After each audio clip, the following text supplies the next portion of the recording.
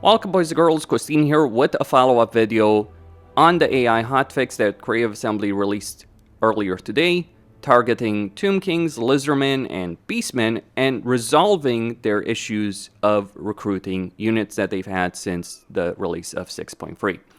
Now, I have gone through several campaigns already, so this is a turn 3 campaign that I have as Techlist, and I have a turn 37 campaign as Ikeclaw, I have a turn 10 campaign as Volkmar.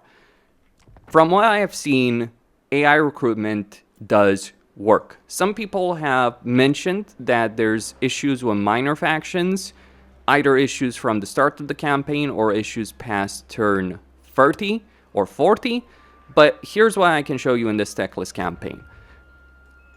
I haven't engaged with this faction diplomatically whatsoever, and they are recruiting units, but they're not the only ones. If we look at Lustria, we can see that the Southern Sentinels are recruiting. We can see that the Wardens of the Living Pools are recruiting.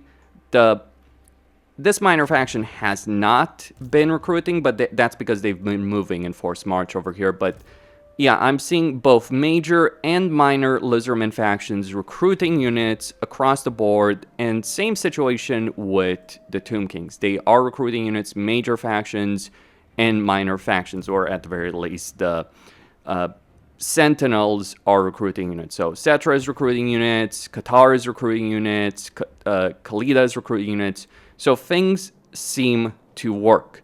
Whether or not that stays true in a longer campaign remains to be seen. All of these campaigns have been on Legendary very hard with AI faction potential set to max.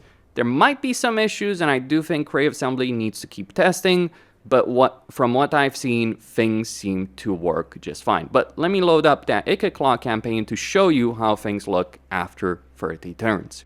Okay, so in this campaign, as Ikeclaw, 37 turns in, the only thing I've done in this campaign is I've allied Mogr, natural relationship, and Aranessa declared war on me. Outside of that, I haven't really done anything, just beating up Aranessa when she tried to attack Skavenblight, but I have not engaged with factions on the campaign map until the end of last turn, where I just used the console commands to ally all the surviving major factions of the Lizardmen and Tomb Kings. Many factions have been wiped out, so if we use Toggle Flag of War, we can see Skrull beat up Tenowin. But outside of that, what we can see here in terms of AI, they have recruited armies, they are engaged, they are recruiting a variety of units. So we see things like Horned Ones right here, we see Pterodons, we see Sar Spears with shields, Chameleon Skinks, and that's just Gorok right there. Certainly that is a lot of Horned Ones, but if we look at various factions, we can see that they're recruiting all kinds of units, from Mazdamundi to Gorok. There are units being recruited. The only surviving Tomb King faction in this campaign is Katep. He doesn't seem to have a great army variety, but I suspect that this is his initial army. I wasn't paying attention to what was happening. I was just clicking and turn to get to like turn 35, 40 even over here. So right now he's at War of Marathi. He's lost his other armies. He did have them, but yeah, they've just gotten wiped out. As for Morgur, he's the last surviving legendary lord of the Beastmen, and you can see he's recruited some Gors, he's recruited some Tuskors. He's lost his main army several times over by this point, fighting Carcassonne and Belagar. Outside of that, we do have Axial and we do have Krankar. So looking at these factions, we can see that there's a bunch of lower tier units over here, of course, but there is absolutely variety of units as well. So we can see Feral Stegodon, Bastillodon, Razordons. So the variety of units is happening. It's just factions have been getting wiped out. That is fairly normal. So, you know, Axial, again, like Axial, I think, has the lowest army variety of any faction, but that's just because he loves to recruit skinks in his campaign. So he's recruited a bunch of red-crested skinks.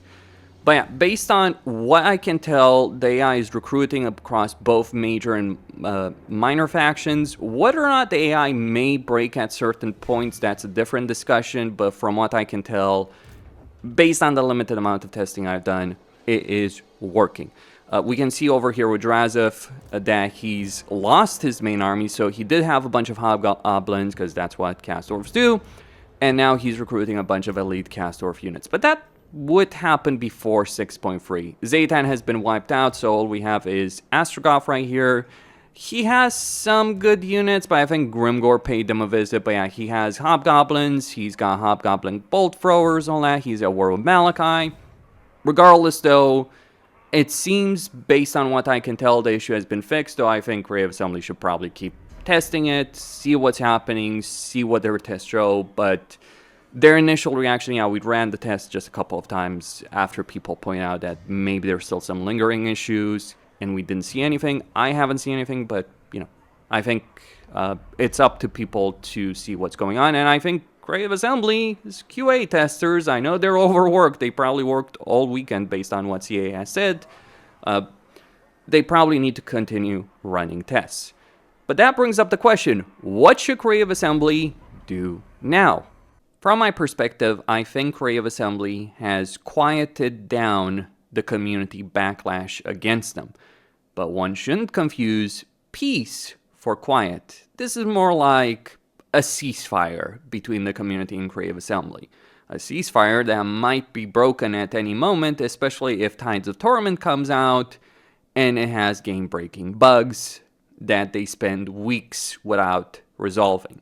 It's one thing for Tides of Torment to come out and have issues, that's one thing, but people no longer trust Creative Assembly about fixing them. I mean, there's issues that came out with Fronts of the Decay, for instance, that haven't been resolved. There's issues with Omens of Destruction that haven't been resolved. There's issues with the Kislev rework, specifically Katrin and Kastaltan supporters. There's many problems that have been left to fester for months, if not years.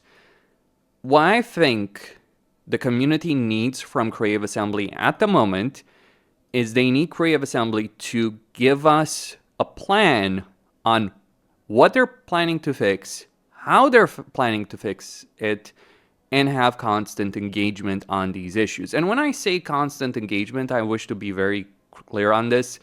This shouldn't be Creative Assembly just answering to whatever gets a lot of upvotes on Reddit or on Discord.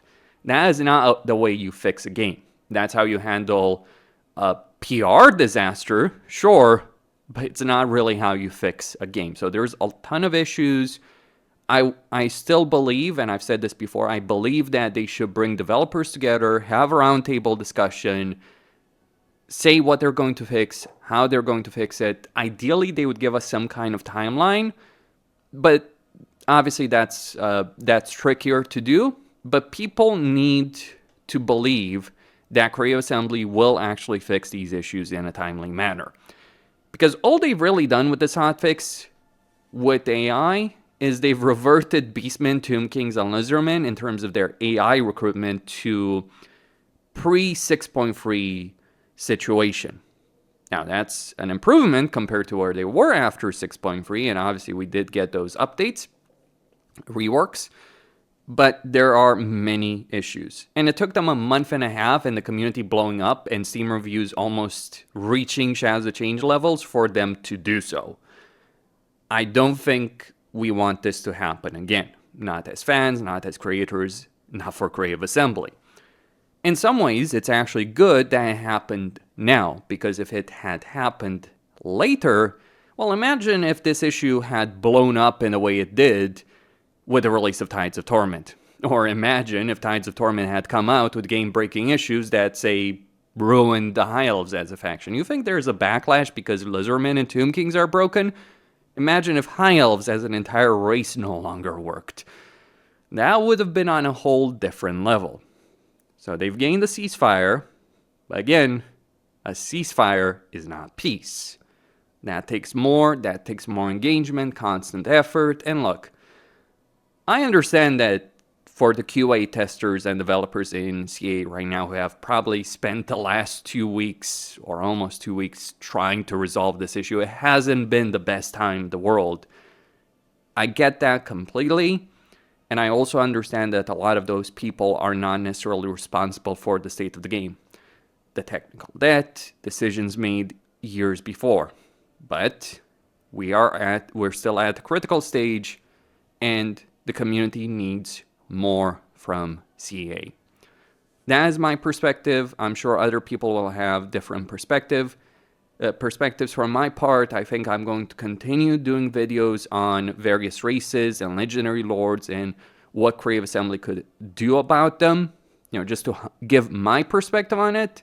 But I do think developers need to be engaged, they need to play the game, they need to understand these issues. One of the key issues, actually, with 6.3 is that, and other problems in Warhammer 3, is that it seems a lot of developers don't play their game.